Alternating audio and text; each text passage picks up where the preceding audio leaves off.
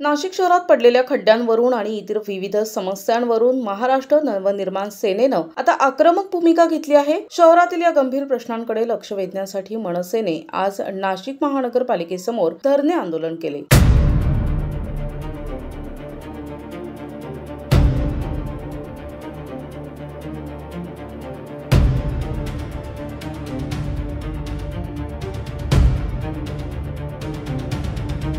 शहरातील रस्त्यांवर पडलेले खड्डे आणि पाणी प्रश्नांसारख्या गंभीर समस्यांवरून मनसे कार्यकर्त्यांनी महापालिकेच्या विरोधात जोरदार घोषणाबाजी केली।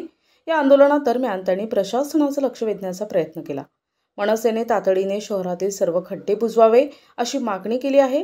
तसेच शहरातील प्रश्नावरही तोडगा काढण्याची मागणी करण्यात आली आहे। यावेळी मनसेच्या शिष्टमंडळानं आपल्या मागण्यांचं निवेदन महापालिका आयुक्तांना सादर केलंय। आमच्याकडे पाणीच येत नाही। उन्हाळा असो पावसाळा असो पाणी कधी बारीक राहतं तर कधी येतच नाही। रस्त्याची अशी चाळण झाली की अजिबात चालायला सुद्धा जागा नाही, गाड्या स्लिप होतात। म्हणजे रस्त्याची पुरं खड्डे झालेले आहेत। पाण्याचं काय प्रॉब्लेम? पाण्याचं म्हणजे पाणी आम्हाला मिळत आहे, गढूळ पाणी राहतं तर कधी येतच नाही पाणी। 8-8 दिवस पाणी येत नाही। पाण्याचा हाच प्रॉब्लेम आहे सातपूर एरियात। नगरपालिकाचे जे पदाधिकारी आहेत त्या पदाधिकाऱ्यांनी 2 नंबरचे नळाचे कनेक्शन घेतलेले आहेत। त्या लोकांना महानगरपालिकामध्ये ऑलरेडी त्याची नोंद नाहीच आहे। हे लोक भ्रष्टाचार करताय। पाण्याचे 80-90 हजार रुपये बिल बाकी आहेत। हे लोक ते बिल वसुली करू शकत नाहीयेत। आणि जे नळ आहेत वडाळ्या गावामध्ये जे नळ आहेत त्या नळाला अक्षरशः तोट्या नाही आहेत। पाणी रस्त्यावर जाते। जे सुशिक्षित लोक आहेत हे लोक त्या जागेवरती जाऊन बघत नाहीयेत। जे नगरसेवक लोक आहेत त्या लोकांनी सुद्धा त्या ठिकाणी जाऊन बघायला पाहिजे।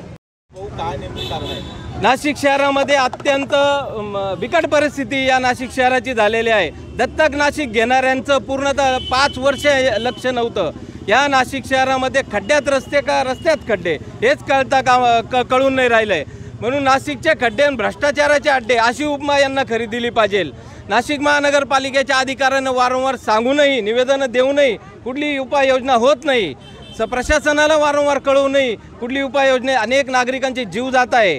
काही विद्यार्थी काही पालक असे या अपघातात या खड्ड्यांपायी गेले का जे कर्ते पुरुष होते, परंतु कोणालाही काही देणं घेणं नाही। म्हणून नाशिक महानगरपालिकेच्या अधिकाऱ्यांना आम्ही आज आंदोलनारूपी जाहीर इशारा देतोय।